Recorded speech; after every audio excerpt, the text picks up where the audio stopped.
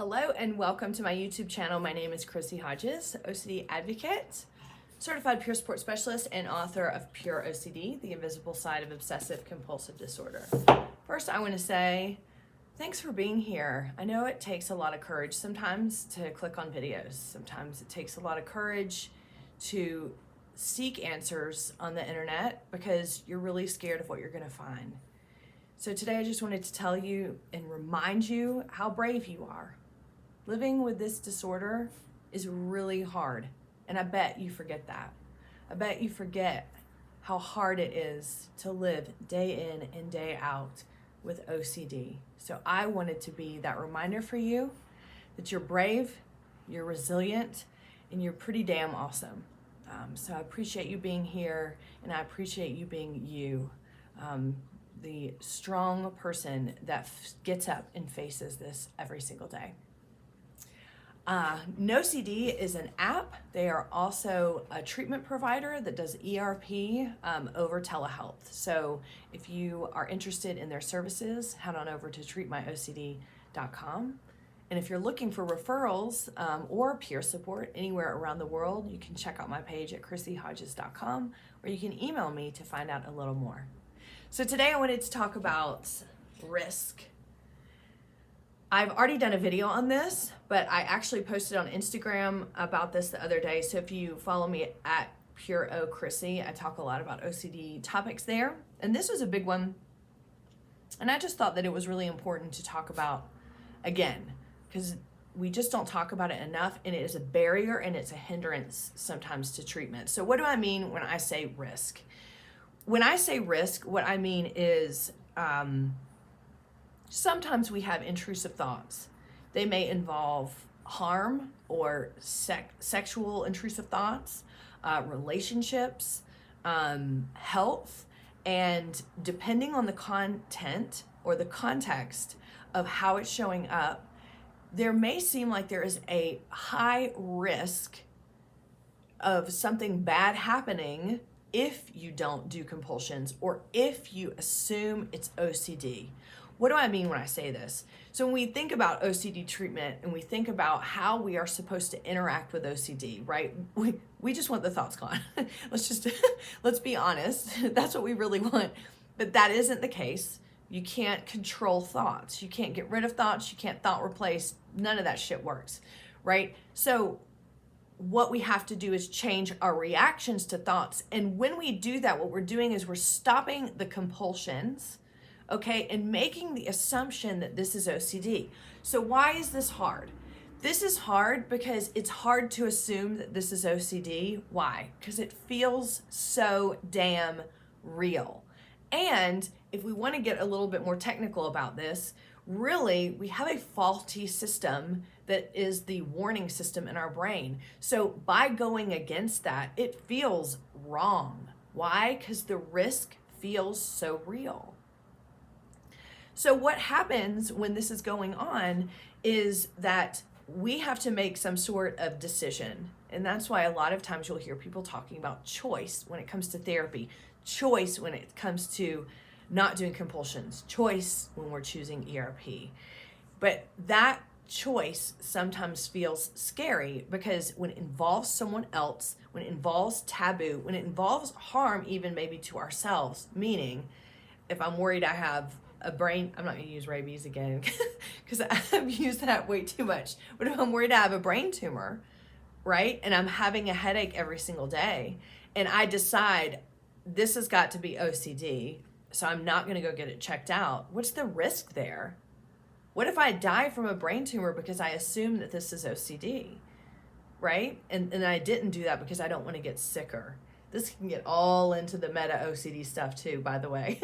But I just wanted to point out today that that risk can be so real and it can be so scary that it just seems like I am not going to resist compulsions. And when we go a little bit deeper than that, when it becomes real taboo, let's say if it's pedophilia theme and the risk is involved with your kids hell yeah, you're going to be like, I'm not going to assume at the end of the day that this is OCD or this isn't OCD and this is real and that I'm a pedophile and that I'm going to do something to my kids. Hell no. Do I blame you? No. It's cruel. It's cruel, right? So how do we get around that? That is the eternal question that I don't have the answer to. But my point of this video is bringing awareness that this exists, because this is the way that I look at it. This is where the people's voices get silenced. Okay, this is where people will go into therapy and say, I'm not willing to do this because of the risk. I'm not willing to think this. I'm not willing to say this. And some therapists that are, maybe not aware of the lived experience hell that we go through might say, well, then I guess you don't want recovery enough. And that is hurtful, and that is painful, and that is not fair to you. Okay, and I wanted to come on here today and tell you that I understand, and that a lot of people understand, and that yes, there are things we can do to help us understand that the thoughts are irrelevant. Okay? And that's essentially what I have to do to push past the risk. Okay? So let me explain. Now, when you're reading all about OCD on the interwebs, because I know you are, and you're doing tons of research about how to get better, you're probably going to come across kind of the old school, old way of ERP is the habituation model. It's the desensitization model.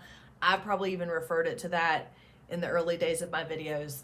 As I'm updating my knowledge all of the time, depending on my lived experience and learning about others, I no longer believe that. Does desensitization happen? Yeah, it can happen, but it doesn't happen for everyone, and it certainly can't always be the goal. Why? Because I don't want to desensitize to pedophilia or bestiality or incest or necrophilia. Or I don't want to desensitize to that, right? These are things that I don't think are right. These are things that cause harm, that hurt vulnerable people. So desensitizing to that feels like a threat. However, what I want to do is to allow myself the freedom to have those intrusive thoughts, meaning intrusive as unwanted, because you can't control thoughts, and to see them as irrelevant. So see, just the simple terminology change can make all of the difference. So instead of seeing it as, I need to desensitize to this, how are you going to ask a parent to desensitize to having those thoughts about their kids? It's might be impossible for that. So what you want to do is work towards the irrelevance of the thought. I know that's hard, and you're probably like, you're full of shit, because I still can't do that either. And I get that. But do you see how the approach can be different? The task seems more attainable. The risk lowers. Why? Because you're not having to face some reality, that you have to, die hard in the uncertainty, which means that you could be this, that, or the other, because that's what hinders a lot of us from moving forward with ERP. If I can think to myself, my job is to make these thoughts irrelevant, that makes the task more attainable.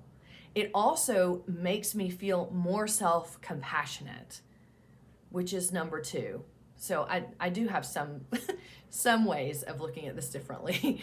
I just don't have the actual answer, the solution, but self-compassion is the next thing. I started off this video telling you how brave you are, okay? How courageous you are, and strong and resilient for getting up every day and facing this fucking illness, okay? But what I really want for you is for you to hear me say those things and accept them, right? Because I know you're probably having a hard time accepting them right now. I want you to have self-compassion, okay? Listen when I say this. You didn't do anything to deserve these thoughts. You didn't do anything to deserve OCD, okay? There wasn't some fault that happened way earlier in life that you're trying to sort through in your brain, that if only you can correct that, then all this will go away, okay? This happened to you by no fault of your own. So that right there opens the door for self-compassion, which you deserve. And when we're talking about risk, when we're talking about having intrusive thoughts where the risk is so great that you're actually willing to turn away from therapy because you're too scared, man, you deserve self-compassion, because that is a tough spot to be in. And I am really sorry that it's impacting you in the way that it is. Self-compassion is hard for us to cultivate. A lot of reasons why. If you saw my video on self-esteem where I was super excited about what I explored in grad school, it aligns a lot with needing to find blame. I need to find out why I developed OCD, so then in the future I have some control over how to correct it. If I can't find out why, then that just means I'm a sitting duck. But it also means I must be an awful person. And this, when we internalize that kind of language, self-compassion is not, it's not possible, right? So what I want you to hear me say is that you didn't cause these thoughts, and you didn't choose the theme, more in particular. And so you don't have to sit in the space of thinking that for some reason you have done something to deserve this. It's not fair. I mean, I say that all the time on my videos. It's not fair. This isn't and this isn't saying that in like a victim-oriented way, but the truth is we are, aren't we? This did happen to us. We didn't choose the theme. So with that known, it is possible to start to learn how to have more self-compassion for what you're going through, which then eventually will turn into self-love.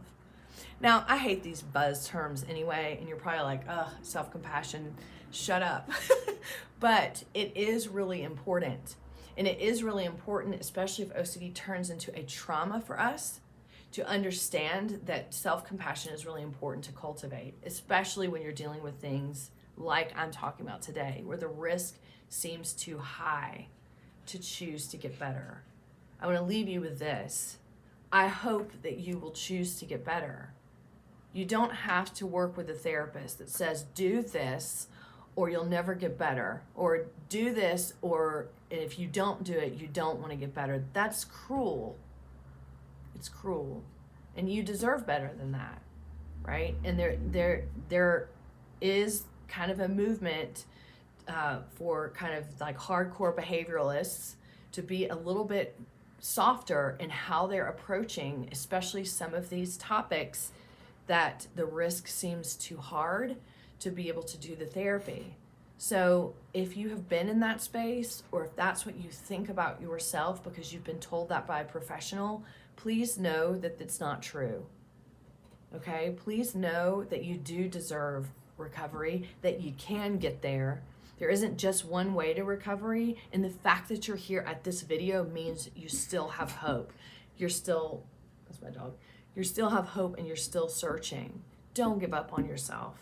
Don't give up, because you, no matter what the thoughts are, no matter what your experience, you deserve relief, you deserve to be happy, and you deserve a good life.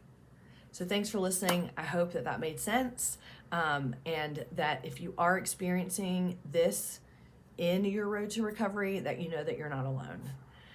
If you are looking for peer support, referral consultations, head on over to ChristyHodges.com, and I will see you on my next video.